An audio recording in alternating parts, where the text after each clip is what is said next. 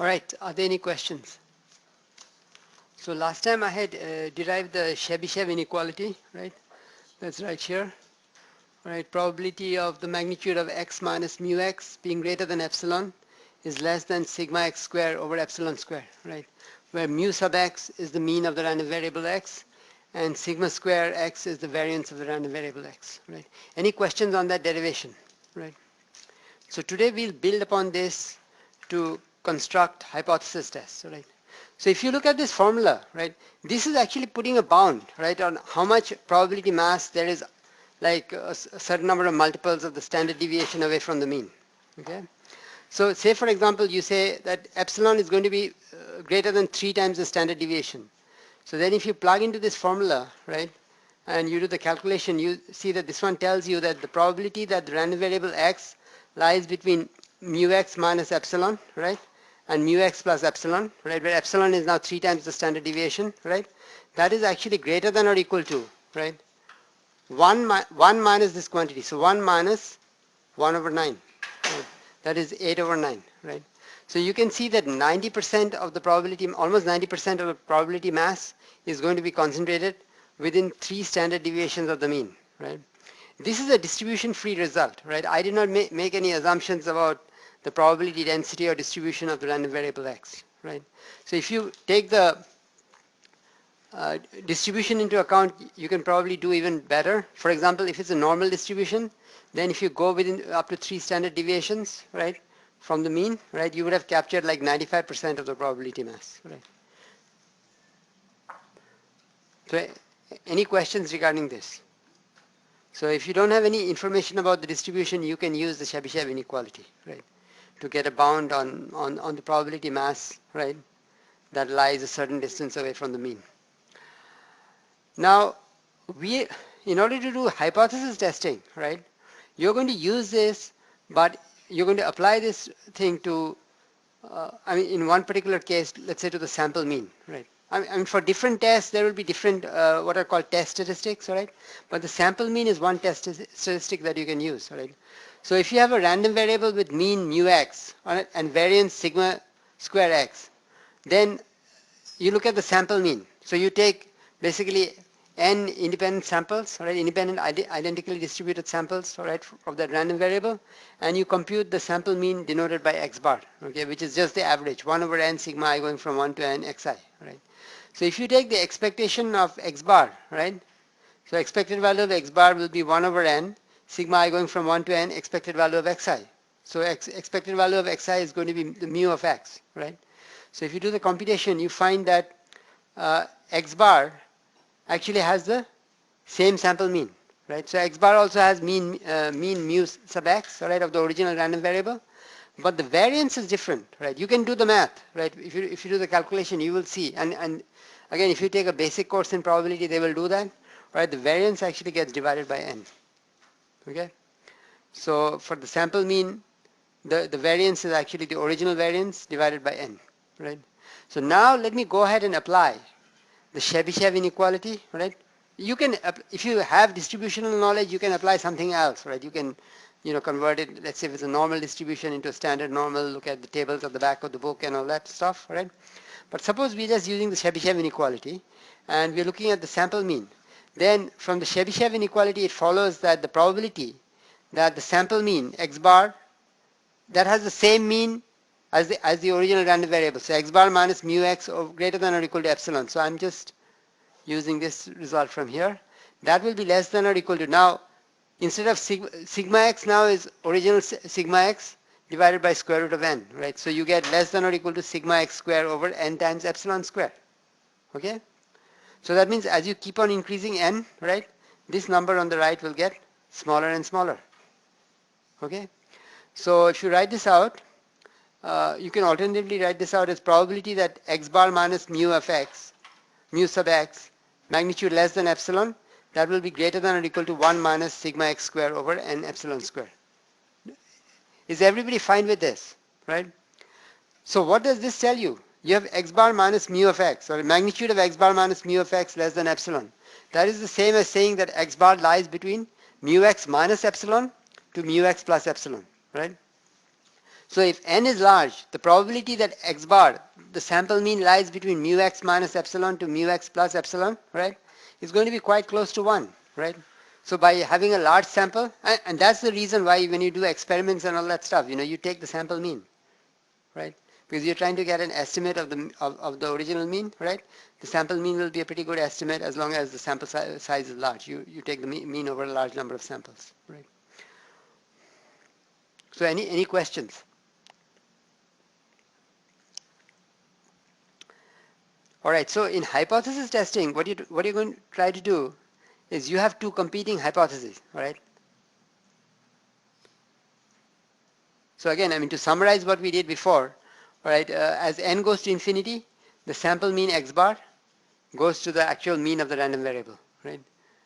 So the sample mean approaches the mean of x, right? So we want to use this in the context of hypothesis testing, right? So suppose we have a random variable x whose mean is mu, right? And we want to test the two competing hypotheses, right? The first one, which is called the null hypothesis, is that the sample mean is equal to some fixed value mu 0, right? And the alternative hypothesis, H1, right, is that mu is different from mu 0, okay? Now, so initially let's build everything up on the basis of the null hypothesis, right? Let's say the mean is mu 0. So suppose, and initially let's assume that the variance sigma square of the random variable x is known. If sigma square is not known, there is some other statistic that you will use, right? And I will just mention that as we go along, right? But for now, let's assume that sigma square is known. Then under the null hypothesis, right, for a given significance level alpha, we can determine these two values, z1 alpha over 2, z1 z2 alpha over 2, right? We can find an interval, right, that is going to capture like 1 minus alpha of the probability mass, right? So based on this null hypothesis, right, we are saying that the sample mean, right, will lie between like two limits, a lower limit and an upper limit, right, with a certain confidence. Like say for example, alpha is 0.05, 1 minus alpha will be 0.95, right? So with 95% confidence, we can say that the sample mean, right, is going to lie within these this lower and upper limits. Now if I actually go ahead and measure the sample mean, I take measurements, I take the average, right, and I find that that lies outside this interval, right, then with 95% confidence I can say that I'm rejecting this null hypothesis. If it lies inside, you cannot say anything, right, because your null hypothesis hasn't been violated, right? So if the value of the test statistic, which in this case is the sample mean, which falls outside this interval, then we can reject the null hypothesis with a level of confidence 1 minus alpha, right? And this idea you can extend, right, to the case where you're trying to see the difference between two populations, right? Let's say there's a population X, population Y, right? And we want to do, and we already did one hypothesis test before. If you remember the rank sum test, okay? But it used a different statistic. It used the rank sum statistic. So like if you have two populations that are, let's say, normally distributed, right? You don't know their means, right? And you're assuming that the two populations have the same mean, right? You want to check that out, okay? Do they have the same mean, right? And you also don't know the variance, right? But let's say they have the same variance, both the populations. Then you can come up with a statistic that is called the T statistic, right? And using that you can do what is called a t-test to figure out whether the two have different means, right, or not, right? And if you look at a book on statistics, they will have many different cases, okay, under many different assumptions, okay, paired comparisons and so on, right? And I don't have time to cover all of this stuff in this class. I'm not an expert in that, For what we do as engineers, this is just some routine procedure, right, where you pick up some algorithms from statistic literature, right, and do the testing, right? And this is the same kind of method that is used. Like right now, this is election time, right? So and so has got a, let's say 5% lead or whatever. Okay, so they will poll people, right? And then you'll take the averages and try to compare. And that's why there is a margin of error, because it's not with 100% confidence, right? So you have to first figure out how many samples do I need to get my error down to a certain amount, right? And then administer the test and poll people, and then do the calculation, right, based on the difference of the sample means, right?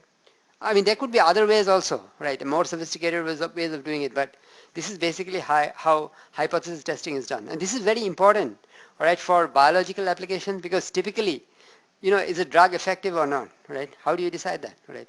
You cannot give it to like just two people and say, okay, one guy, benefited, the other guy didn't. Okay, you'll have to basically administer it to two different populations. Okay, or there'll be a control group, and where that will not get any drugs, the other group will get drugs. Okay, so there may be people, right, in the group that is treated with the drugs, right, that don't benefit from the drugs, but you cannot draw a conclusion based on that. Okay, because you have to draw a statistically significant conclusion, right? So you will look at the average in this population versus the average on that, right? And then do the computation, and then say, with what degree of confidence you can say that the drug is effective, right? Or you might find that the drug is showing marginal improvement in some cases, but it's not statistically significant. So this is an important topic for people that are going to work in applications related to biology, right? Because it's used all the time, all these statistical methods. And there are many different tests. Now, if you're a statistician, right, probably you'll go off on a tangent just doing the statistical math associated with it, right? But if you're a biologist, you're probably more interested in looking at whether the drug was effective or not, or whether some gene. In our case, we are trying to see whether the gene, let's say the IH gene, is differentially expressed between the two samples on the microarray. Right? That's what we are trying to see. That's why we need to have a density function, right? So that we can build a confidence interval, right? And we can say that, okay, the ratio of the expressions is significantly above 1, right? Significantly below 1, or it's about the same as 1, right? That's what we're really after, right? And for that, to be able to do that properly, we need the density function of the ratio, right? Which is what I will calculate next, right? So any questions on this?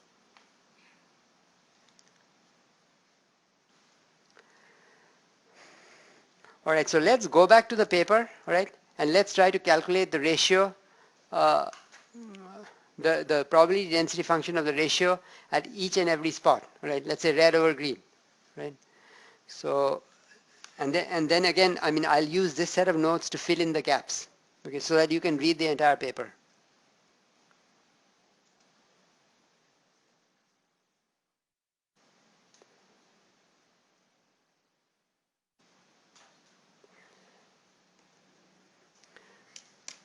All right, so we have already covered this earlier section, right, where we did all the rank sum tests to figure out where the signal is, right? We got the target site from the background, we've done that, right?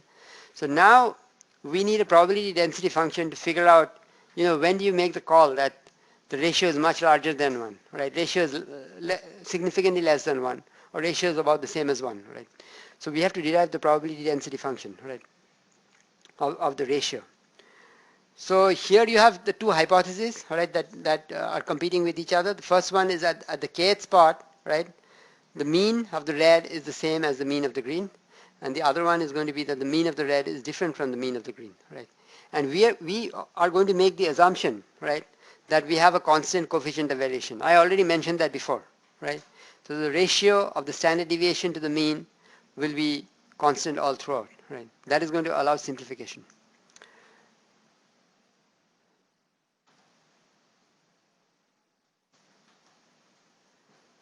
Okay, so the justification for making that assumption, right, is given over here, right? Why you're making that assumption about the that ratio of the mean to the standard deviation being constant, right? So the biological justification is given over there. So let's assume that uh, this assumption is justified, right? And now we are ready to calculate the ratio, calculate the probability density function of the ratio. So if you're given like a function of random variables, all right, how do you go about calculating the probability density function? Suppose I have two random variables x and y, right? And let's say I'm going to, I want to calculate the probability density function of some function of those random variables x and y. How do you go about doing that? Anybody? How would you calculate the probability density function of the ratio y over x, right? Let's say t, the random variable t is random variable y over x, right? How would you go about calculating the probability density function? What is the first step that you use? What?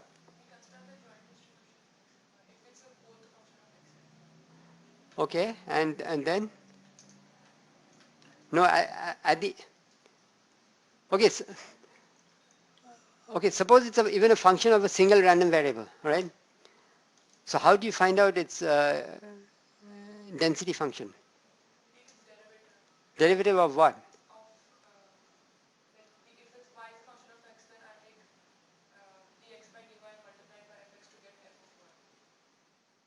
Yeah, but why are you taking the derivative, right? You're talking about just the formula, but why are you taking the derivative? Because you get the what function? To get the density function, you have to take the derivative of what? Yeah, the distribution function, right?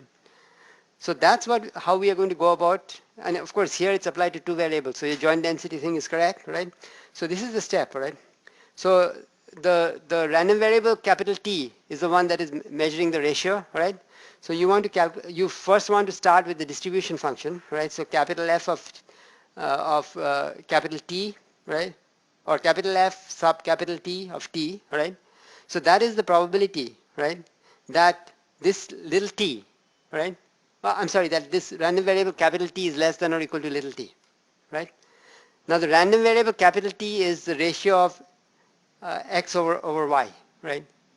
So so random variable capital T less than or equal to little t is the same as x is less than or equal to ty, right? In the case that y is greater than 0, right? In the other case, it's going to be x greater than or equal to ty, y is less than 0, right? So you are just writing down. See, ft of f sub capital T of t is nothing but the probability that the random variable capital T, which is the ratio of capital X to capital Y, is less than or equal to t, right? And then for that you have two possibilities, because y could either be capital Y could be positive or negative, right? Agree? So these are the two mutually exclusive cases, and then you can now write this out, because and now you're going to use the joint density function, right? So f of xy, all right, first you will integrate this with respect to x, all right, and x is going from basically minus infinity to ty, right, that's what you have here, right, and then now you have to integrate it out over all y greater than 0, right, so it's integral from 0 to infinity dy, right, and then plus the other integral, so this time the y is less than 0, so the outer integral will go from minus infinity to 0, right, and the inner integral is for all x greater than or equal to ty, so it starts at ty goes up to infinity, right. Is that clear to everybody? Okay. So now you're reading a real paper, okay, with all the math and the biology and all that stuff, right? I'm trying to go through it because it's the first time you're doing that, right? And I'm trying to fill in the gaps that might cause trouble, right? Now, so you make the assumption, right, that x and y are independent, right? Because we said red and green are going to be independent. So which means you can split up this joint density into the product of the two marginal densities, right? And also, as you said before, you were going to differentiate, right? So now I'm going to differentiate this thing with respect to what? To get the probability density function of the ratio, I'm going to differentiate that capital Ft, which is a function of little t, with respect to? With respect to what? Anybody? What are you going to differentiate this whole thing with respect to?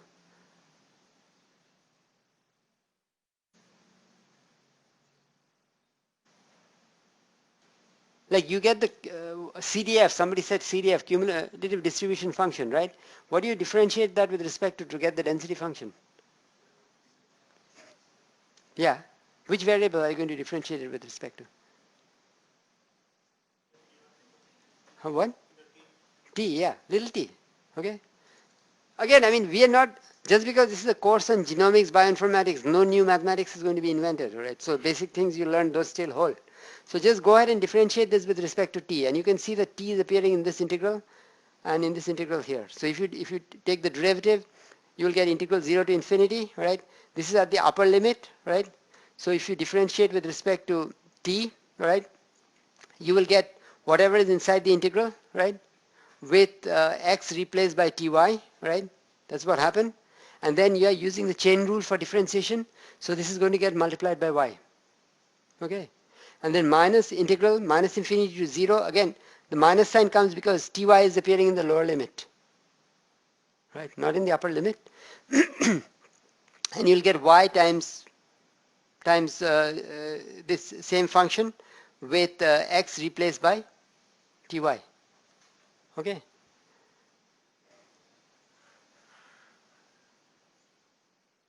And then in the next step, you use the fact that x and y are independent, so you can write down the joint density as the product of the marginals. Right? So any questions so far?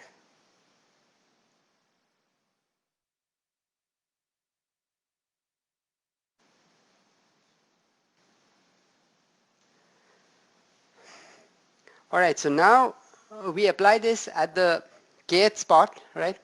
And the variable, let's see, the x is going to correspond to the red intensity, right? And the y is going to correspond to the green intensity at the kth spot, right? So if you just write this thing out, right, with y being replaced by g and x being replaced by r, right, then you get this relationship here. This minus this. Okay. And we are assuming that these variables are normally distributed, right? So if they are normally distributed, then here you got g times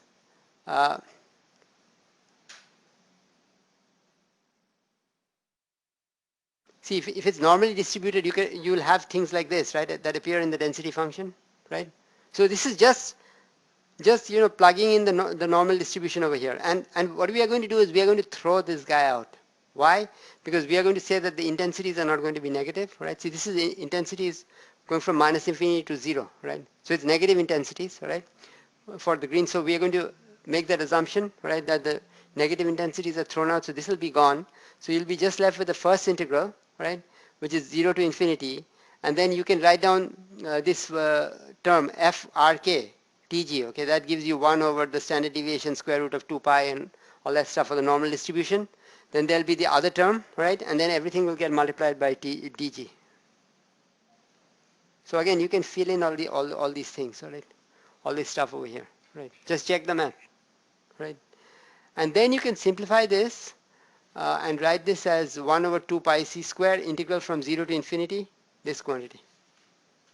Okay, where you did some substitution. You substituted g over mu k equal to u, right? Now the important thing to note here is that this thing that I'm calculating at the kth spot, right? So this is the ratio at the kth spot. You see the subscript k on the left, right? Under the normality assumption, right, and the constant coefficient of variation assumption, right, this thing has become independent of k. There's no k appearing on the right hand side. Right, see? There's no k appearing, right? So that means you can basically pull the data from the different spots, right, and use that to calculate your parameter c, right? Now we will further simplify this, right, in order to go from equation 6 to 7, and that's where I need to provide some explanatory material, right? So we are going to go from 6.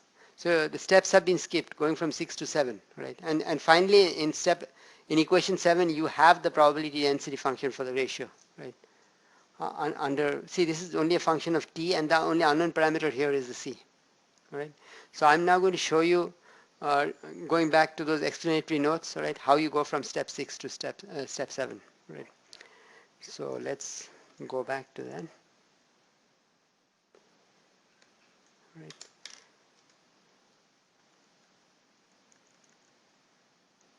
So this is the equation that we had in 6 in the paper, right? This is the equation, right? So how do we go from here to the final probability density function of the ratio, right? So basically what it involves is, you do some manipulations. First of all, you use the fact that if c is less than 0.3, right, then this term is going to be very small, right? C is less than 0.3. So since this term is going to be very small, right, for what you can do is you can go ahead and let the limits go from minus infinity to infinity, right? Because this term almost approaches 0. So let's go back and look in the paper. That's the justification that they gave, right? So look in the paper. Yeah. See, note that the second exponential in the integrand is similar to the normal density function with mu equal to 1 and sigma equal to c, right? When c is small, that is, it is less than 0.3, the second exponential is close to 0 for u less than 0. Okay, and you can look at that expression, right? For u less than 0, this quantity, right? If u is less than 0, then this is going to become negative. So e to the power of a large negative quantity. And c you are saying is less than 0.3, right? Now again, don't ask me why it's 0.3, right? Maybe they don't want a large coefficient of variation, right? So this term is going to be pretty close to 0 for negative values of u, right? Because of that, we will drop the lower limit, right? From 0, we'll drop it to minus infinity because we haven't added anything very significant. And of course, this becomes an approximation, right? It'll make it easier for us to do the calculation, right? And to use the formula for the mean of a standard Gaussian random variable. So let me show that to you. Right, so for c less than 0.3, this is what you have done. Instead of the limit going from 0 to infinity, it's going from minus infinity to infinity. And you can see that this is looking like the probability density function of a normal random variable, right? So you can do all kinds of completion of squares and all that, and you can finally get it to this form, right? This form where this looks like a Gaussian random variable. See, e with a mean of 1 plus t over square root of 1 plus t squared, right? Then the variance is sitting outside, right? And so you know, so this is like the mean because you have a z appearing over here, z times dz, right? You see that? Right, e to the power of, so this is like a Gaussian random variable. So you know what the expected value of a Gaussian random variable is, okay? I mean, if you're given a probability density function, right, you know that the mean appears in the probability density function. So you can write that down. This thing is the mean, right? This thing that is subtracted from z is the mean. So that's what gets put in here, right? And so you are able to evaluate this integral, right? And it comes out to be equal to this, right? So that would be the expression, right? That would be the expression for the ratio, for the density function of the ratio at any of the spots, right? And notice that k does not appear on the right hand side, right? So that means I can take information from these different spots, right? And I could use that to calculate the parameter c that is appearing here. Okay, any questions so far? So that brings us back to equation 7 in the paper, right? So that's equation 7, and that's the relationship that we have derived, right? So now the only thing remaining, and once I have this density function, I can get the confidence interval around 1. I can find out the probability mass, right? And say, okay, how significantly the value is going to be different from 1. Okay, I can find out the cutoffs, the lower cutoff and the upper cutoff, right? The only thing that is remaining is I have to estimate the parameter c, because that's not given to me, right? The coefficient of variation. Well, that I can do using, you can use different methods, but in this case it's done using maximum likelihood estimation. So that's the next thing that I want to briefly cover. Before that, any questions so far? So let's go to maximum likelihood estimation.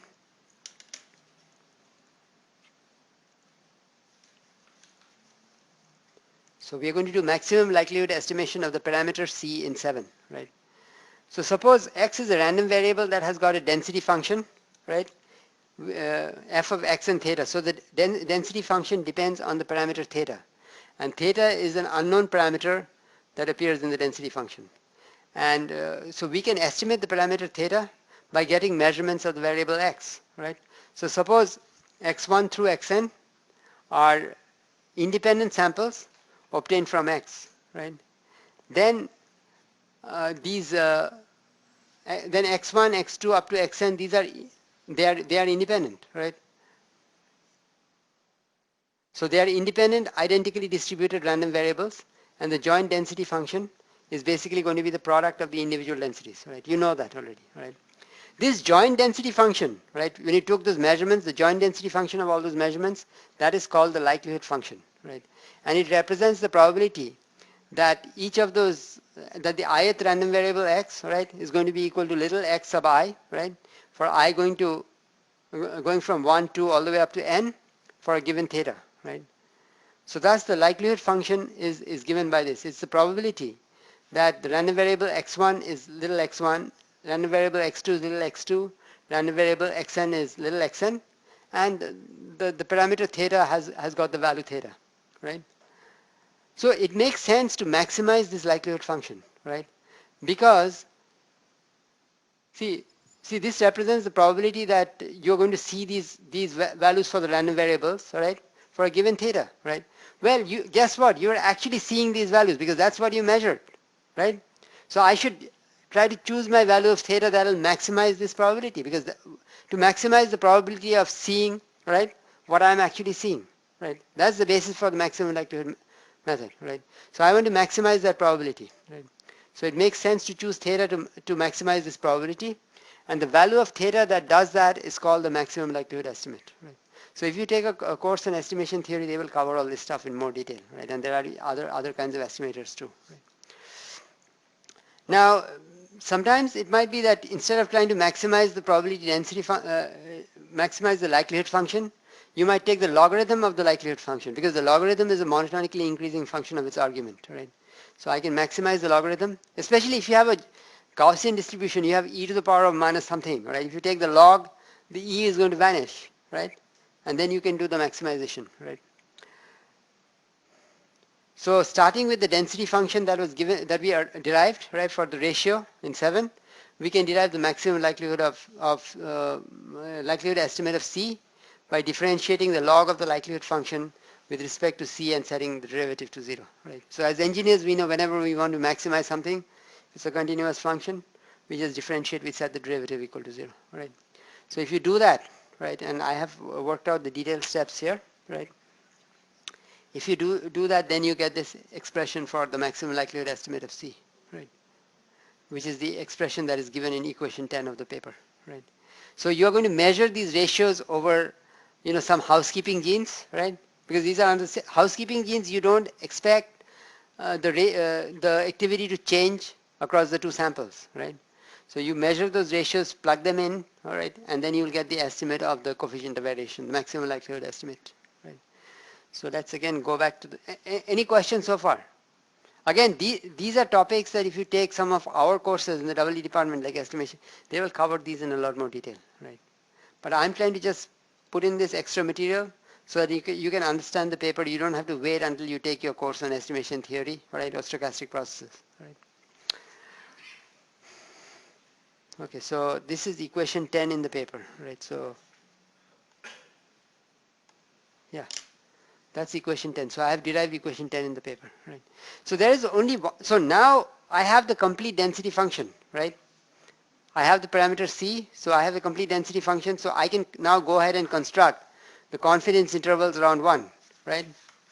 What is the, what is the lower and upper limit, right, that you're going to use so that you are, let's say 95% confident that you're not different from 1, right? The ratio is not different from 1. You can construct that, right? Because you now have the density function. Now, there's only one more thing that remains, right? The only thing that remains is, I talked about normalization before, right? What happens, like here we are making the assumption that the mean of the red is the same as the mean of the green, right?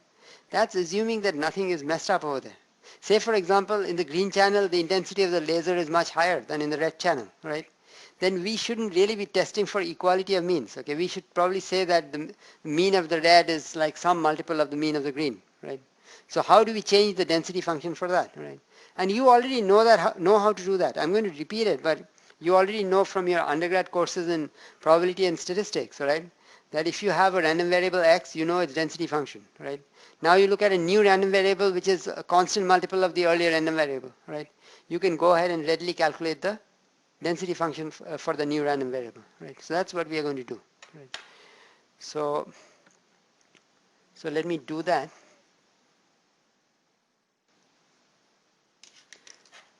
So this is just about relating the density function of the random variable y equal to a times x, where a is greater than 0, to that of the original random variable x. Because I already have the density function for the ratio, right? But if there is some scaling that needs to be done, right, I would like to calculate the density function of that ratio multiplied by some scalar, right, some scaling factor. So how do you do that? So again, it's the same story, right? So let's say you have a random variable x, and then y is a constant multiple of x, right? So y equals a times x. Then again, the starting point for calculating the density is the cumulative density distribution function, right? So probability that the random variable y is less than or equal to little y is probability that ax is less than or equal to Ax is less than or equal, this should have been little y, I'm sorry, okay, not capital Y. So this is the same as probability that the random variable x is less than or equal to little y over a, because we have assumed that a is greater than 0, which gives you the density cumulative distribution function of x evaluated at y over a. And now you differentiate this guy with respect to y to get your the probability density function of capital Y. If you do that you get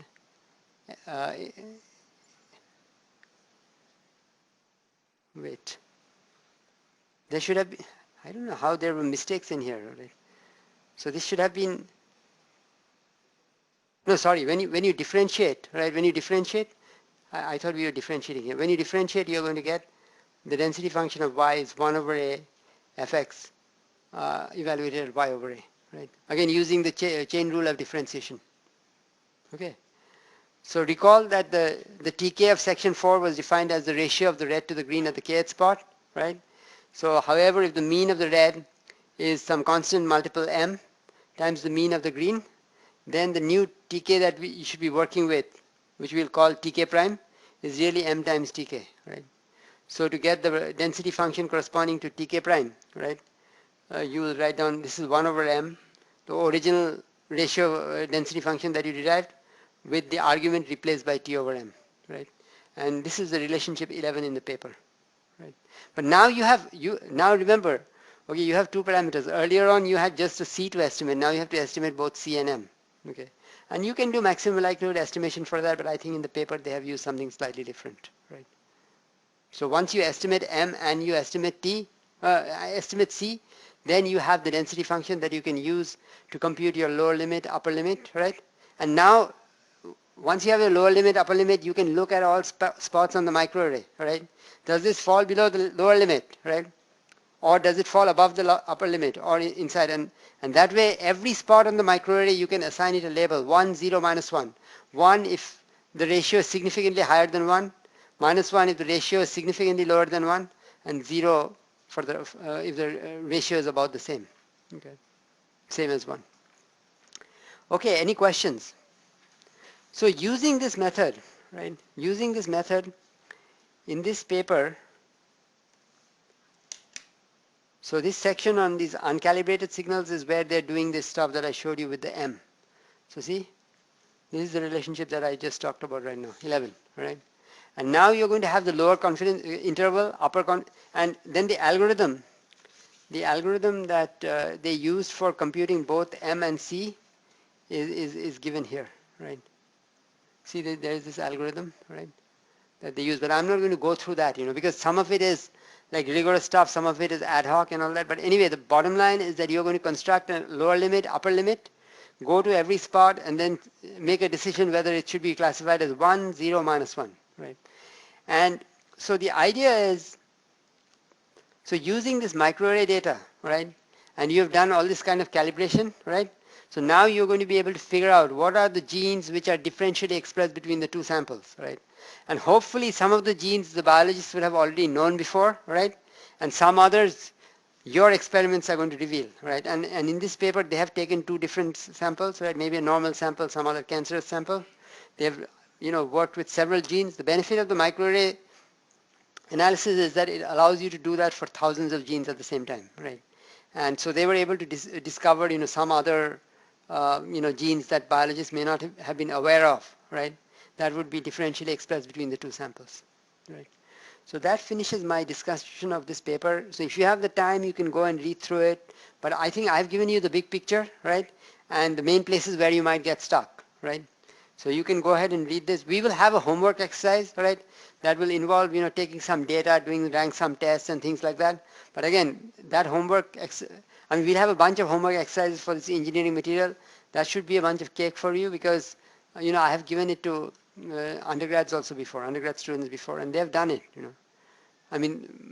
there was only one student that had problems with it, and that's because she didn't have the 303 background. Like if you don't know basic probability, right, and you're doing all this, and I was told at the end of the semester that I should have said that 303 was a prerequisite and all that. So if I teach that course again for the grad classes, I'm not worried because you should have had some probability, right? Otherwise, you couldn't be a grad student in EE, right? you've been exposed to some probability and statistics, so it should be fine, right? But so it's not difficult, but I will assign it later, and it should not take you much time to do, right? It's like this computing the statistic and making this call, right? Whether it's 1, 0, -1, and so now let me just try to get back to the big picture. So using the results, all right, before that, are there any questions? So using the results of this paper, right? Any questions, anybody? So using the results of this paper, you are going to look at each spot on the microarray and you're going to come up with a number 1, 0, -1, right? If it's 0 means it's not differentially expressed between the two samples. If it's 1, maybe red is higher than green and vice versa, right? Instead of just trying to look at that thing and make a judgment call, this is a scientific method for doing the same thing, right? Now, once you have done that, right, what you'd be interested in knowing is, can you construct what is called a classifier, right? Can you construct a classifier such that you train it with samples? Let's say we have normal tissue, right? We are comparing normal tissue versus cancerous tissue, right? But there could be different stages of cancer. So cancer stage 1, right? I have a particular expression pattern. Cancer stage 2, another expression pattern. I have different patterns of 1, 0s, -1, right? The question is, if I train the classifier using these different samples, right, coming from microarrays, right? When you give me a new sample, right, and I run the same procedure, and I see the patterns of 1, 0, -1, right? Based on that, can I say, whether that is normal tissue, right, or if it is cancerous tissue? If it is cancerous, right, can I say, what the stage is? Is it stage 1, stage 2, stage 3, stage 4, right? And the answer is yes, we can do that, right? And for that, we need classification theory, right? We need to do classification theory. So these are like the spots on the microarray. These are the different variables that you're going to look at to assign a class label, right? So the next topic that we will cover is classification, right? And I'm getting there, right? Using this kind of microarray data. So to look at the big picture, right? So one thing you can do using microarray data is classification, right? Then the other thing is that you can group genes together, right? The genes whose expressions go up and down together, maybe they are related, right? They are all controlled by some other master regulator, right? So you can do what is called clustering. That's also a topic that I will cover, right? And so classification, clustering. Then the next topic that would be, like, if you have a bunch of genes that go up and down together, right? Maybe there is a relationship between them. Can you figure that out? In other words, looking at gene number 20 and 25, can you make a prediction about what the expression of gene number 32 is going to be, right? So that is expression prediction. So I will cover that also, right? And then the last thing is, can you get relationships between genes and come up with what are called gene regulatory networks? Because genes interact with each other in a multivariate fashion. Can you come up with regulatory networks that are modeling the interactions between genes, right? And if you can, right? If you can, then you may be able to use that network. You may be able to analyze that network, right? Similar to the kind of models that you analyze in control theory, right? To make that network behave in a desirable way. Let's say you want some particular gene should go really low, right? So for the cell to behave in a normal fashion. So can you induce that network to behave in that way? Okay, so there are lots of steps here. Okay, it's beginning to sound like science fiction, right? And maybe at this stage, it is like that, okay, but ultimately you will get there, with all these nanotechnology and all these things that are happening, right? If you can model it, the question is, can you intervene, right, if there is a disease, to control that genetic regulatory network, right, the underlying network, or can you control the phenotype, right, which in the case of cancer might be, preventing the cancer from metastasizing or something like that, right? So these are the questions that we are going to look at, right? And we don't have complete answers to all these things because this is being worked upon right now, right? And it'll all depend on how good your model is and so on, right? But while we are discussing these microarrays, I also want to talk about another technique, right? See, microarrays were introduced about 20 years ago. I would say around 1995, right? Microarrays were introduced. And this paper that I discussed right now, this is the first paper that did image analysis for these cDNA microarrays, right? So it's important. It's been referenced maybe more than 1,000 times, okay? But this was 20 years ago, right? Now there is another technique that is called next generation sequencing, right? And in that you do not use microarrays, right? What you try to do is you try to basically go ahead and sequence the DNA or the RNA, right? I have already covered one sequencing method in this class, right? Does anybody remember what's that sequencing, what does that sequencing method involve? Have we done sequencing? Like I covered one method, okay? What did we use in that method? Anybody? See, you are going to take a test, okay, in whatever, less than 3 weeks, all right? So those things will come up. So what method or, what? SDS page is used, okay, but what was the key property that was used in that method, right? There is no amino acid because this is for DNA, right? There is no amino acid. What was the main principle, right? Because how did we sequence the DNA, right? Like given a DNA strand, right? DNA sequence and let's say some kind of a primer, right? An initial sequence, right? That's complementary to it. How did we go about sequencing the DNA? Does anybody remember? Yeah, gel electrophoresis is correct, but what did we do? Was it a single lane gel electrophoresis or?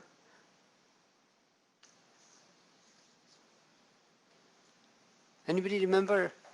Nobody?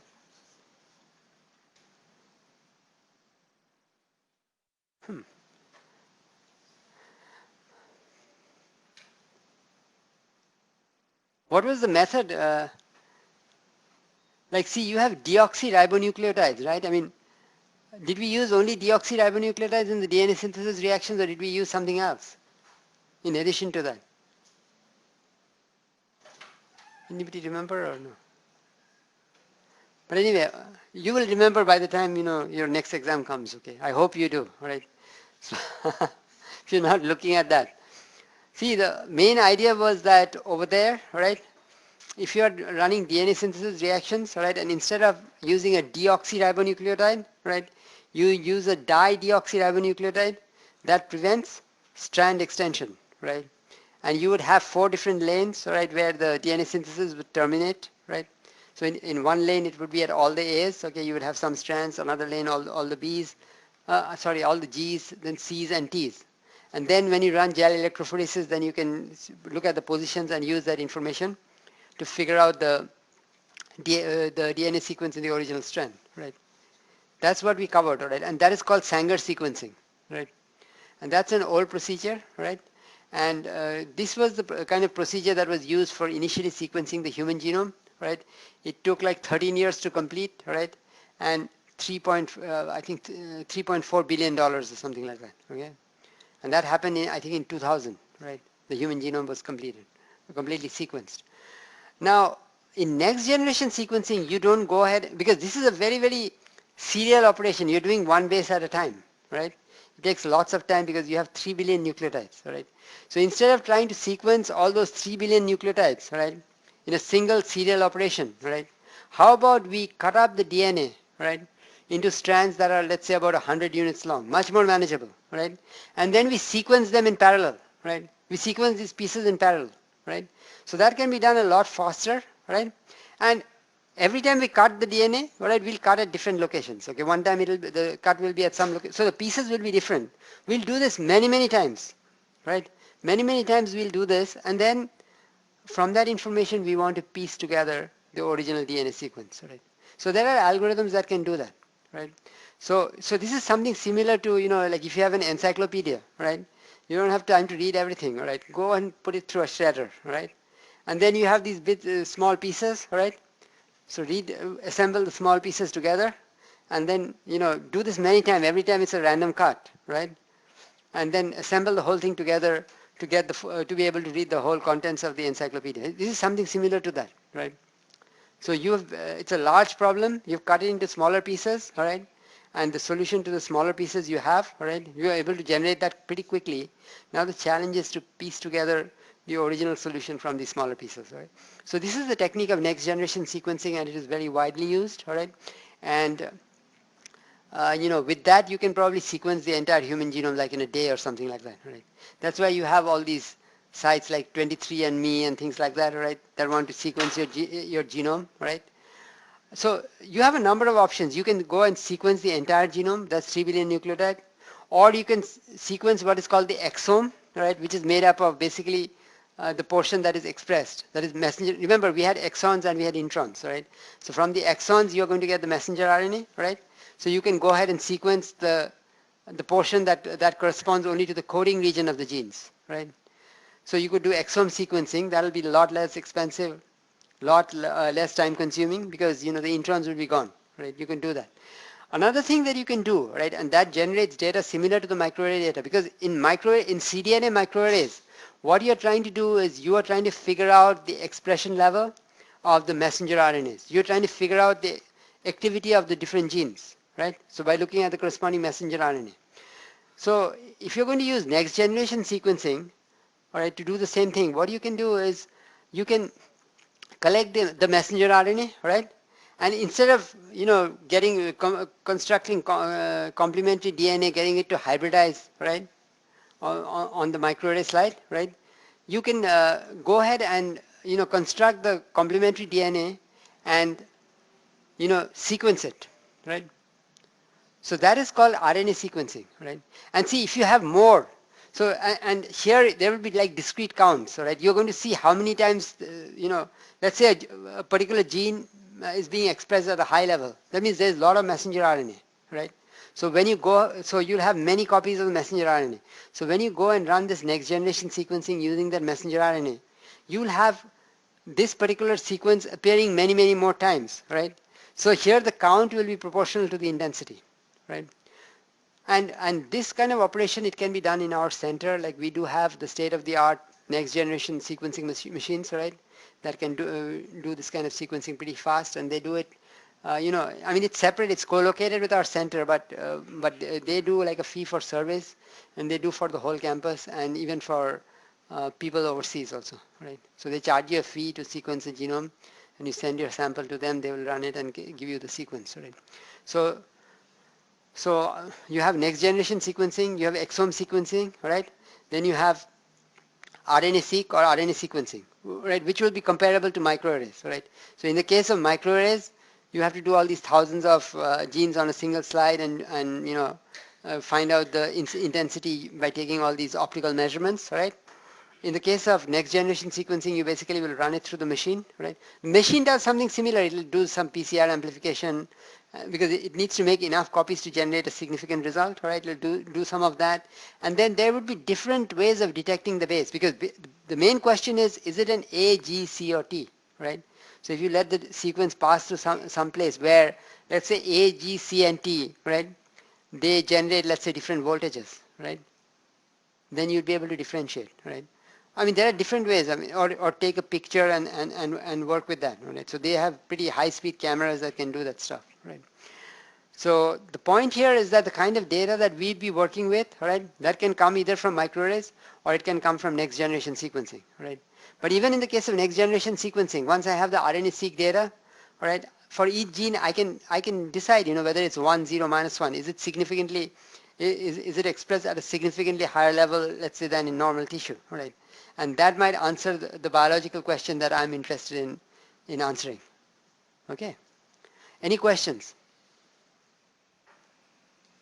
So I talked about next generation sequencing and also about microarrays, right?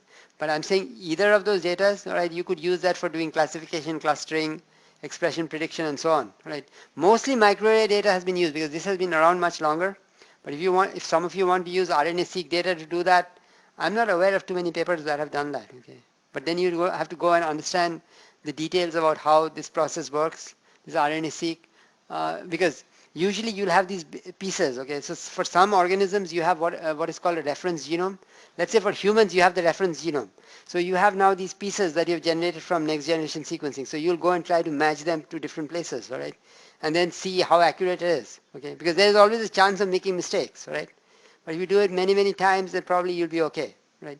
And those are details that, computer scientists and other people have to look at. There are algorithms, those are probably not the best ones because the best people didn't work on those, right? This has to be some computer science or some company that is interested in the bio, right? So there might be scope for making improvements over there. For example, I have a student that is supervised by a faculty member in the computer engineering area, right? That is interested in using hardware approaches, right, to accelerate the process. Because when you take these fellows and you compare, right, Are you going to go in and start comparing all over, right? All over the genome, right? Or are you going to do a search that is more clever than that, right? So he's looking at some of that kind of stuff, and so that is like the software aspect. At the same time, you could use hardware to speed up the search, right? By using what they call content addressable memory and things like that. I don't know the details, okay, but I'm just saying that there are a lot of possibilities, right? And there is a lot of scope for improvement. But again, keep in mind there are companies that are working on that, right? So they might hire the best person they can get. So it's probably not something that you want to compete with as a PhD researcher, right? Or master's researcher, unless you really have a very, very bright idea, right? And you think you can do better than those guys, then there's a possibility you can become really rich, okay? You can become rich because if you can speed it up like by a factor of 10 or something like that, and commercialize that, you can become rich as a grad student, right? So, or make your professor also rich, so. Okay, any questions? Yeah, if there are no questions, I will now move on to our discussion of classification, right? So I have discussed this paper. I've given all the explanation. If there are any questions, let me know. Send me an email, come to my office or whatever. You are not going to be tested on the exam on these papers. So I'm not asking you to memorize anything, okay? This is just about understanding. We'll give some homework exercise, but those are pretty standard and easy to do.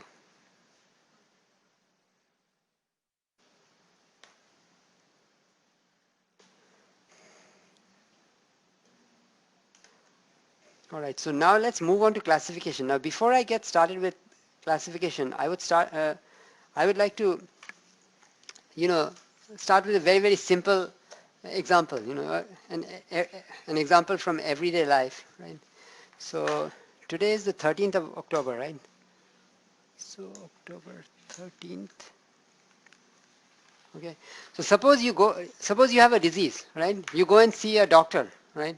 The doctor has to do a diagnosis, right? So what are they going to use for doing the diagnosis?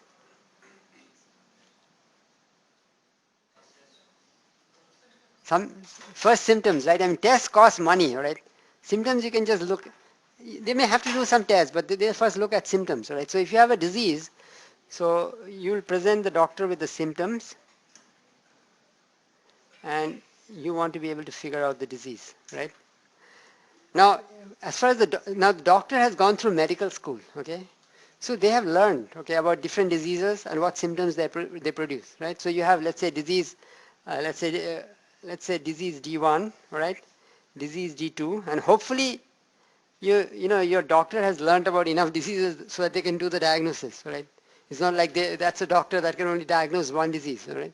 So, so, so the disease D1 will produce some symptoms, disease D2 will produce some symptoms, disease DN will produce some symptoms, right? Now the symptoms are not mutually exclusive, right? There'll be overlap between the symptoms, right?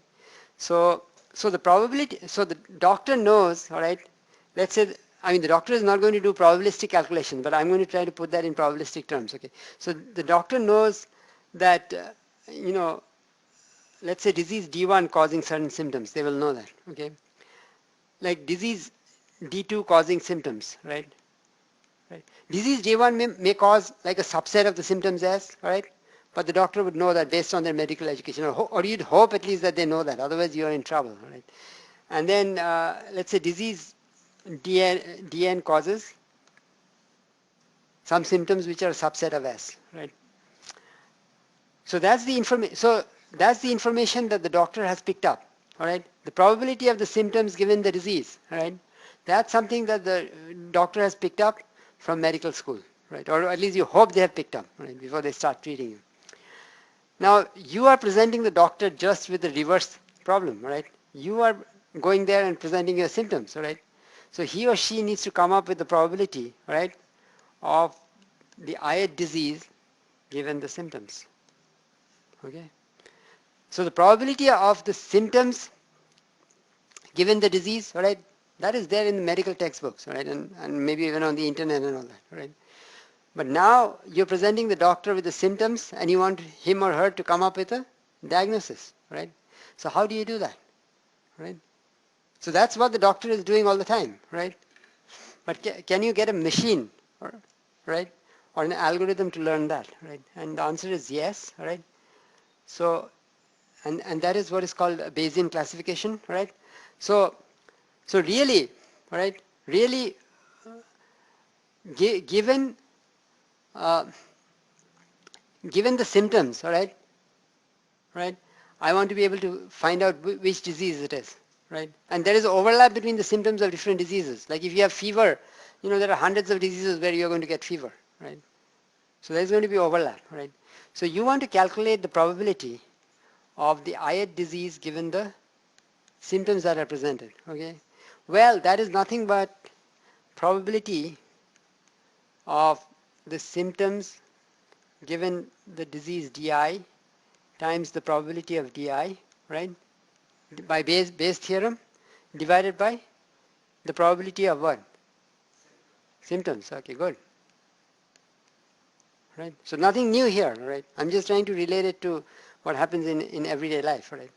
So then this becomes, but the probability of the symptoms, all right, you can write this as the sum, right? You can write this as probability of symptoms given di times the probability of di divided by summation I going from 1 to n, probability of symptoms given di times the probability of di, right?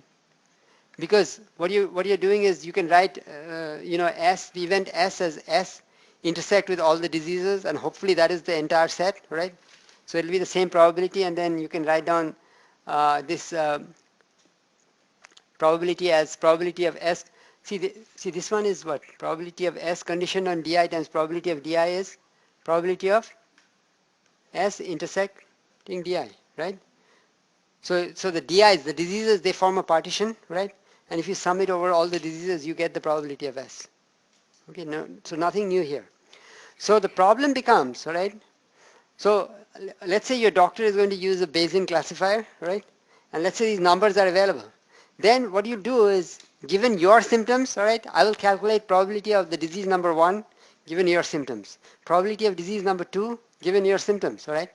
And then from that list, I'm going to select the one which has the what? Highest probability, right? So that this is Bayesian classification, right?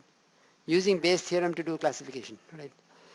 So any questions about this informal discussion?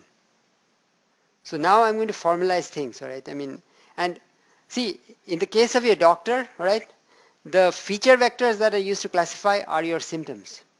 Okay, these are the diseases are the different classes that he or she is trying to put you into, right? So DI, those are the different classes, right? So so in classification, what you have to do is observing certain features, all right? You have to be able to put the sample that you see in different classes, right? And hopefully there is some relationship between the features you see and the class labels, right? I mean, if the features are the same across all the classes, you're not going to be able to do any classification based on the features, right? So this is the idea that we are going to now formally develop, right? And your doctor is doing that based on the symptoms you present, all right? But if I'm looking at a microarray slide, all right, how am I going to do the classification? What? Right, I'll look at remember I said for every spot there is 1, 0, minus 1, okay? So for a given sample, there is a pattern of these 1, 0, minus 1s, right? So based on that, can I put it into different classes? It is more challenging than this, because in the case of the doctor, you're not going to go and present 10,000 symptoms, okay? Your doctor will go mad, right? Right, I mean, here there are going to be 10,000 genes, right? You don't know which one is important, so you have to choose the features. That's a problem in itself, okay? Which features are you going to choose, right? For spitting out the class label, okay? Is it diseased? Is it normal? And so on, right? And not only that, you have very small samples also, because if you're looking at the microarray, maybe like no normal person, right, goes and or even a person with cancer is not going to go and voluntarily donate tissue so that you have 10,000 samples, right? Like, I mean, they have a tumor, they just want it removed, and that's it, okay? They're not going to go and let you do extra. So the number of samples is limited. You might have 10,000 genes or 20,000 genes, okay, 20,000 potential features, and you have 100 samples, all right? So how do you do that, right? So it's a difficult problem, because Even in classification theory and all the statistical stuff, you have good asymptotic results. Like the law of large numbers. When n becomes large, lots of good things happen. What happens when n is small? You can say nothing. Right? Okay. Any questions on this? So let's now jump into classification.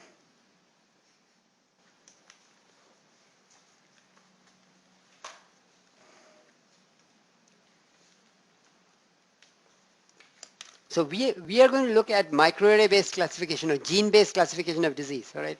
And again, although I'm saying microarray based, it could be based on next generation sequencing data also, right? Because you're just measuring the what should I say, the intensity of gene expression, right, across different genes. So pattern classification plays an important role in genomic signal processing. For example, cDNA microarrays can provide expression measurements for thousands of genes at once, and a key goal is to perform classification via different expression patterns between different kinds of cancer, different stages of tumor development, etc. Right?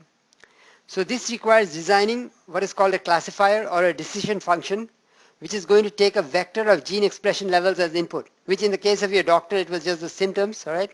And it is going to output a class label, all right? Let's say diabetes or some other disease, all right?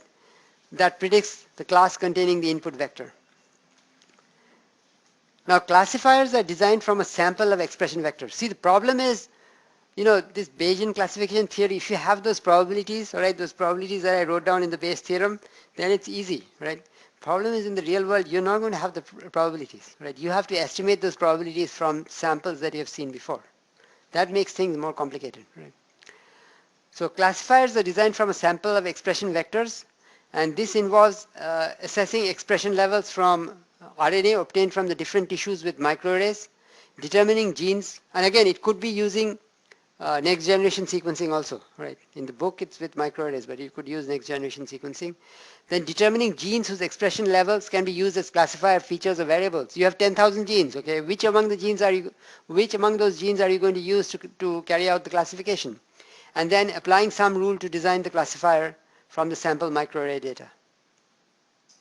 So design, performance evaluation, and application must take this randomness due to both biological and experimental variability. Remember, I said when we covered microarrays, I said there are lots of sources of variation, right? The photomultiplier tube might malfunction, or right? The laser might have different intensities in the two channels, right? Then when you did the washing steps, something might have washed away that shouldn't have, and so on, right? So three critical issues come up in the context of classification, right? First, given a set of features, okay, how do you design a classifier from the sample data which will provide good classification over the general population? Because remember, nobody is going to come and give you those probabilities, right? The probability of symptoms given disease, right? Or and those prior probabilities. You don't have that information. So how do you design that from the data? Then the second thing is how do you characterize how good your classifier is? So how does one estimate the error of a designated classifier when data are limited, right? Like if you just design a classifier and say, okay, go live with it. No, we need to know, right? We need to know how good your classifier is. So that I know that when I apply your classifier to new data, I will not get garbage, right? And then the third aspect is given a large set of potential features, right, such as the large number of expression levels provided by each microarray. How does one select a set of features as the input to the classifier, right? So out of 10,000 genes, okay, which are the genes that you're going to use to carry out the classification? Now, small samples relative to the number of features are ubiquitous in genomic signal processing, and they will impact all three issues. Because if you're looking at microarrays, you're looking, or even next generation sequencing, probably you're looking in the absence of prior information, right? You have 10,000 features, right? How do you start from those 10,000 features and narrow that down to a manageable number, like maybe 2 or 3 or 4 or something like that, right? That's the question. So how do you design a classifier? Well, classification involves the feature vector, right, X, which is d-dimensional, right? Like you might have like, so the features would be like your symptoms, okay? Let's say there are 30 symptoms. There's a questionnaire that you fill up when you go to your doctor's office, especially if you go for a physical, you fill up a questionnaire, right? So, you know, there's a certain number of symptoms over there, you know, do you snore at night, blah, blah, blah, and all those things, right? You fill those up. So that's like the feature vector, right? So classification involves the feature vector on d-dimensional Euclidean space, Rd composed of random variables or features, and then a binary random variable. So we are assuming, for the sake of simplicity, we are assuming that it is binary classification, right? So only 0 and 1. So if you have more classes, you can put 0, 1, 2, 3, and so on. But we'll assume binary, that we are going to classify between two classes. So a binary random variable y and a classifier psi, which is a mapping from that feature vector, that d-dimensional feature vector, to that class label, right? To serve as a predictor of y, which means that y, the class label, is to be predicted as a function of the feature vector that you observe. So the values 0 or 1 for binary classification of y are treated as the class labels, right? So if y is 0, you are in one class. If y is 1, you are in another class. If y is 0, you have one disease. Y is 1, it's another disease. If you're doing differential diagnosis between two diseases, right? The error epsilon psi of the classifier is the probability that the classification is wrong, right? Which means that it is the probability that psi x, the prediction that you make about the class label, is different from the actual class label, right? The probability of misclassification, that is the classification error. So this can be a number only between 0 and 1, right? I mean, it's a probability, right? So you can show that this is going to be equal to the mean absolute difference, which is the expected value of magnitude of y minus psi x between the label and the classification. Why is that? Okay, see, here you have binary classification, right? So y can only take on two values, 0 and 1, right? So psi x also will take on two values, 0 and 1, right? Two possible class labels, right? So what are the values that this quantity can take on? Y minus psi x, what are the values that it can take on?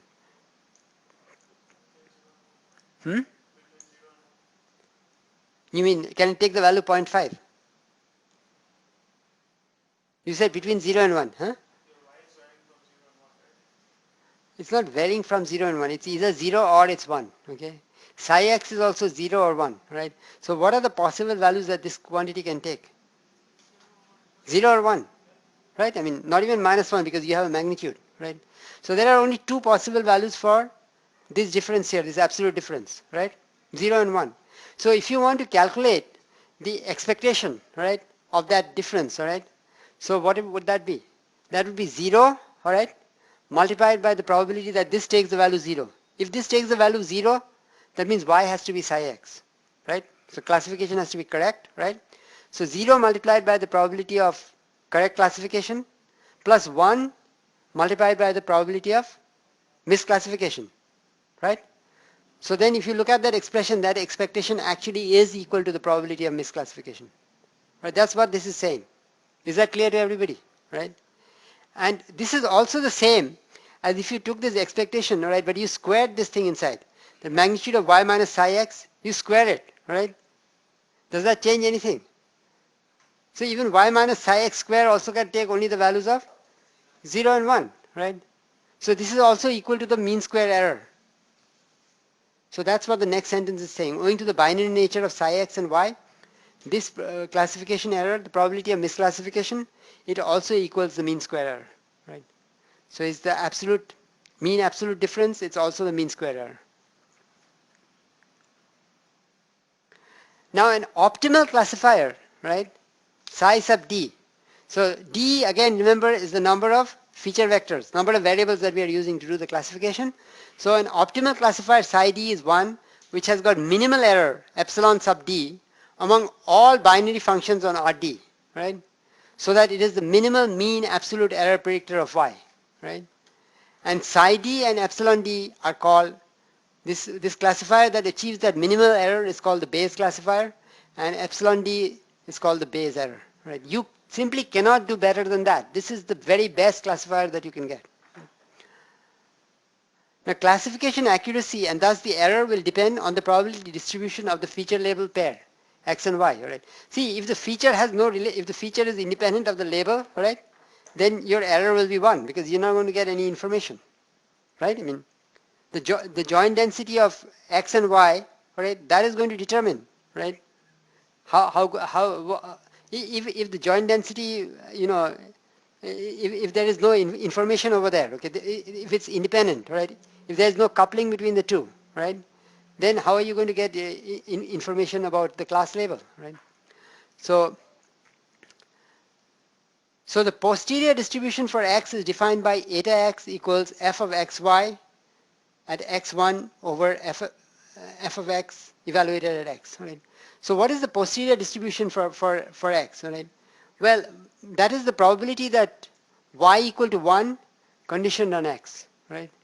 So if you want the probability of y equal to 1 conditioned on x, you will divide the joint density, right, evaluated at y equal to 1 by the density of x. Is that clear, right? So where fxy, xy and fxx are the densities, are the joint densities for x and y and x respectively. So eta x gives you the probability that the random variable y, that the class label is 1 given x equal to x, right? And in this binary setting, again, and I will, stop after, on this slide. In this binary setting, eta x, this quantity eta x is also the conditional expectation of y given x. Why is that? Because the condition, so what are the possible values that y can take? Remember, y is the class label, so it can take two possible values. They are 0 and 1, right? So if you are calculating the conditional expectation, right, of this, you will write down this is going to be equal to 0 times the probability that y equal to 0 conditioned on x plus 1 times the probability that y equal to 1 conditioned on x. So the 0 times probability y equal to 0 conditioned on x will drop out, right? And so you'll get 1 times the probability that y equal to 1 conditioned on x. So that means this conditional expectation will be the same as this quantity that I defined, that eta x, which is the probability that y equal to 1 conditioned on x, right? So let's stop here for today, right? So using this information, I can write down an expression for the error of the class, for the probability of misclassification, and then an expression for the base classifier, right? But it is what we arrived at intuitively. Remember, we were looking at the probabilities of the disease given the symptoms, and you said we'd pick the one with the highest one. That's what is going to happen here also. All right. So let's stop here for today, and we continue next time.